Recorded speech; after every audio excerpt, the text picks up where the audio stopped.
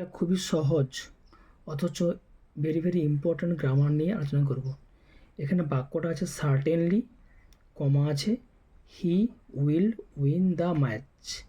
Certainly he will win the match, নিশ্চিতভাবেই সে ম্যাচটাতে জয়লাভ করবে।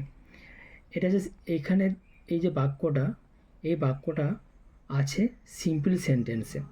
এটা করতে বলেছে কমপ্লেক্সে অথবা কম্পাউন্ডে। পরীক্ষাতে কিন্তু যে কোনো একটা বলতে পারে, হয় কমপ্লেক্স নতুবা কম্পাউন্ড। তাই আমি দুটোই করে রাখবো। এটা করার একটা সহজ ট্রিক্স বলি। এই বাক্যটা রয়েছে কিসে? রয়েছে সিম্পল সেন্টেন্স, বিকজ এখানে একটাই মাত্র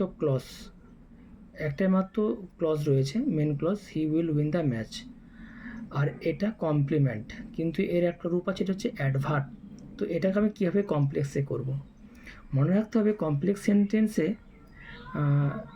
সাবঅর্ডিনেট ক্লজ আর প্রিন্সিপাল ক্লজ থাকে। তো এখানে আছে certainly he will win the match, নিশ্চিতভাবে সে ম্যাচটা জয়লাভ করবে।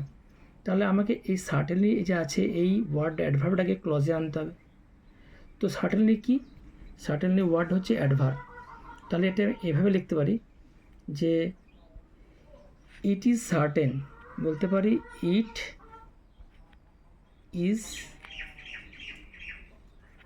Certain, CERTAIN,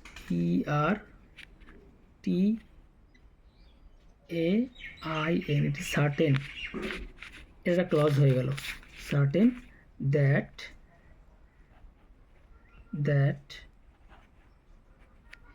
he will win the match, he will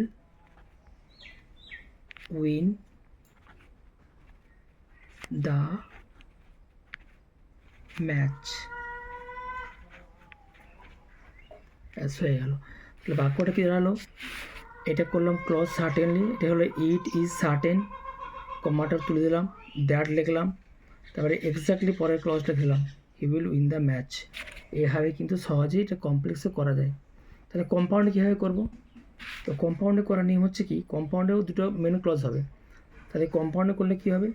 কম্পাউন্ডে করলে করব এই ক্লজটা আগে নিয়ে আসবো, সে ম্যাচে জয়লাভ করবে এবং এটা হয় নিশ্চিত। তাহলে কি হবে? হি will win the match, he will win the match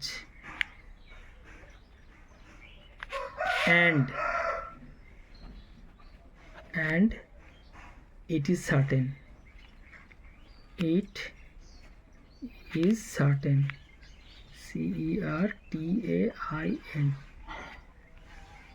এইভাবে এই বাক্যটাকে কম্পাউন্ডে করলাম, আর আগে তো কমপ্লেক্সে করলাম।